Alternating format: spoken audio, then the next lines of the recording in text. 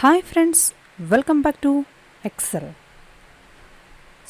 കഴിഞ്ഞ ട്യൂട്ടോറിയലിൽ ഞങ്ങൾ ഇവിടെ ഡേ എന്ന് ടൈപ്പ് ചെയ്യുകയും മൺഡേ ടു ഫ്രൈഡേ ഓട്ടോമാറ്റിക്കായിട്ട് പ്രിൻ്റ് ചെയ്യിക്കുകയും ചെയ്തു. ഓക്കെ, അടുത്തതായിട്ട് നമ്പർ എങ്ങനെയാണ് നമ്മൾ ഇൻക്രീസിങ് ഓർഡറിൽ പ്രിൻ്റ് ചെയ്യിക്കുന്നത് എന്ന് നോക്കാം. ഹിയർ ഞങ്ങൾ ഡേ എന്ന് ടൈപ്പ് ചെയ്ത് മൺഡേ എന്ന് കൊടുത്തു. ദെൻ ഇവിടെ റൈറ്റ് കോർണറിൽ പ്ലസ് എന്ന സൈൻ വന്ന് അത് ഡ്രാഗ് ചെയ്തപ്പോഴായിരുന്നു ട്യൂസ്ഡേ, വെനസ്ഡേ, തേഴ്സ്ഡേ, ഫ്രൈഡേ എന്ന് ഓട്ടോമാറ്റിക്കായിട്ട് പ്രിൻറ്റിങ് നടന്നത്. അത് എക്സലിൻ്റെ ഒരു ഗസ്സിങ് ആണ്. അടുത്തത് ട്യൂസ്ഡേ ആണ്, അല്ലെങ്കിൽ അടുത്തത് വെനസ്ഡേ ആണ്, ഓർ അടുത്തത് തേഴ്സ്ഡേ ആണ് എന്നുള്ളത്. അതുപോലെ നമ്മളിവിടെ 1 എന്ന് ടൈപ്പ് ചെയ്തുകൊണ്ട് ഈ ഒരു കോർണറിൽ വെച്ച് ഡ്രാഗ് ചെയ്താൽ എക്സൽ അടുത്തത് 2 ആണ് എന്ന് ഗസ് ചെയ്യുന്നില്ല. നമുക്ക് പരിചയപ്പെടാം. ഹിയർ ഞാൻ സീരിയൽ നമ്പർ എന്ന് കൊടുക്കുകയാണ്. Serial number. ഓക്കെ, ഹിയർ ഞാൻ 1 എന്ന് ടൈപ്പ് ചെയ്തു.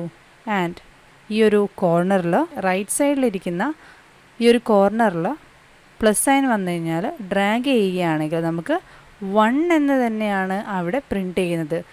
എക്സലിൻ്റെ ഗസ്സിങ് ഇവിടെ ഇൻകറക്റ്റാണ്. കൺട്രോൾ സെറ്റ് ചെയ്യുകയാണ്.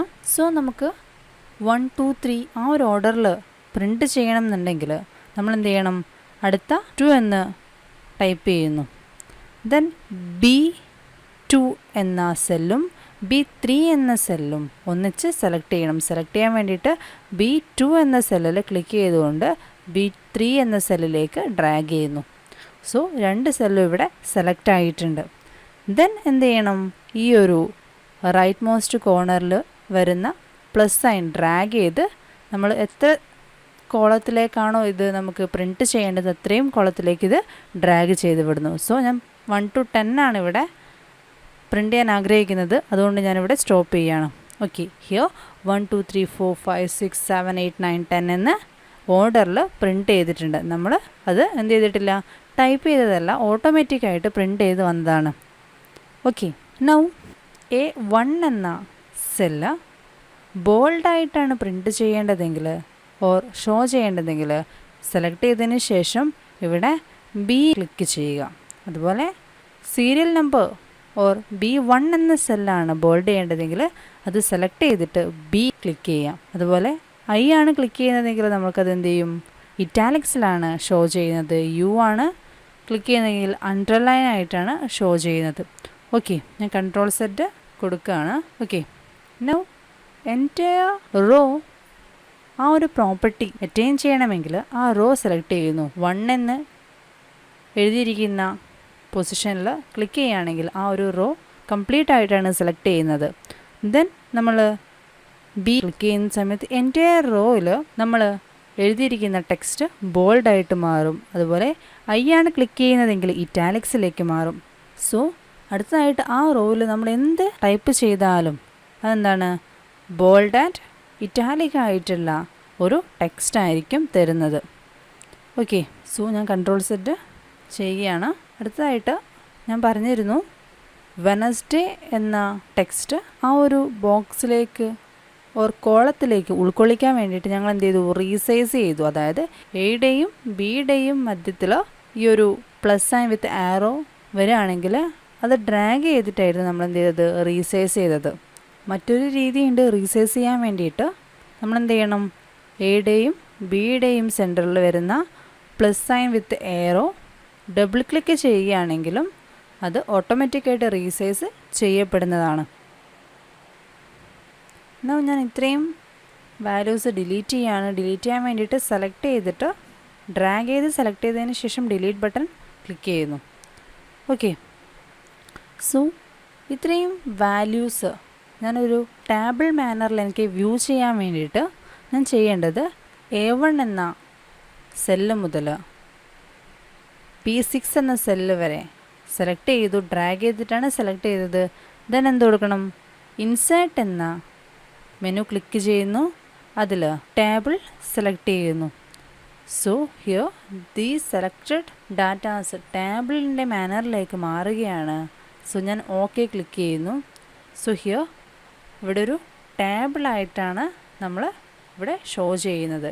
അതുപോലെ വ്യത്യസ്ത ടൈപ്പ് ഓഫ് ടേബിൾസ് നമുക്ക് ക്രിയേറ്റ് ചെയ്യാൻ സാധിക്കും. അതിനായിട്ട് ഇവിടെ ഓപ്ഷൻസ് ഉണ്ട്. First one, second one, third one, fourth one, fifth one. Okay, so ഇപ്പോൾ എന്താണ്, ഇതൊരു ടേബിളിൻ്റെ മാനറിൽ വന്നിട്ടുണ്ട്. ഓക്കെ, അടുത്തതായിട്ട് ഈ ഒരു ടേബിള് നമ്മൾ ഒരു ചാർട്ടിൻ്റെ രൂപത്തിൽ നമ്മൾക്ക് ഷോ ചെയ്യാൻ വേണ്ടിയിട്ട് ഇൻസേർട്ട്, ഇവിടെ കാണാം ചാർട്ട് എന്ന ഒരു ഓപ്ഷൻ ഉണ്ട്. അതിൽ കോളമായിട്ടാണ് കാണേണ്ടതെങ്കിൽ കോളം ക്ലിക്ക് ചെയ്യുന്നു. സോ 2D കോളമാണ് ഞാൻ പറയുന്നത്. സോ കോളം നമ്മൾക്ക് എന്ത് കിട്ടിയിട്ടുണ്ട്, ഇവിടെ ഷോ ചെയ്ത് വന്നിട്ടുണ്ട്. ഓക്കെ, ദെൻ എനിക്കിത് ലൈനായിട്ടാണ് ഷോ ചെയ്യേണ്ടതെങ്കിൽ ഞാൻ എന്ത് ചെയ്യണം, അത് സെലക്ട് ചെയ്യണം. ആൻഡ് ദെൻ പൈ ഡയഗ്രമായിട്ടാണ് ഷോ ചെയ്യേണ്ടതെങ്കിൽ നമുക്ക് ഇങ്ങനെ ചെയ്യാൻ സാധിക്കും. പിന്നെ ബാറായിട്ടാണ് ഷോ ചെയ്യേണ്ടതെങ്കിൽ ബാർ സെലക്ട് ചെയ്യുന്നു. ഏരിയ ആയിട്ടാണ് ഷോ ചെയ്യേണ്ടതെങ്കിൽ നമ്മൾ ഏരിയ സെലക്ട് ചെയ്യുന്നു. ഓക്കെ, സ്കാറ്റർ ആയിട്ടാണ് ഷോ ചെയ്യേണ്ടതെങ്കിൽ സ്കാറ്റർ എന്ന മെനു സെലക്ട് ചെയ്യുന്നു. So here other chart, other ചാർട്ടിൽ നമ്മൾക്ക് വീണ്ടും കുറേ ടൈപ്സ് ഓഫ് ചാർട്ട്സ് കാണാൻ സാധിക്കുന്നുണ്ട്. സോ നമ്മുടെ ടേബിളിലുള്ള കണ്ടൻറ്റ് ഇത്തരം ചാർട്ട്സുമായിട്ട് ബന്ധിപ്പിച്ചുകൊണ്ട് ആ ഒരു ചാർട്ടിലേക്ക് നമുക്ക് എന്ത് ചെയ്യാൻ സാധിക്കും, രേഖപ്പെടുത്താൻ സാധിക്കും. സോ ഇന്നത്തെ ട്യൂട്ടോറിയലിൽ ഡാറ്റാസ് ടേബിളിൻ്റെ രൂപത്തിലും ചാർട്ട്സിൻ്റെ രൂപത്തിലും എങ്ങനെ കൺവേർട്ട് ചെയ്തു എന്നതാണ് ഞാൻ ഡിസ്കസ് ചെയ്തത്. എല്ലാവർക്കും മനസ്സിലായെന്ന് വിചാരിക്കുന്നു. That's all about tables and charts.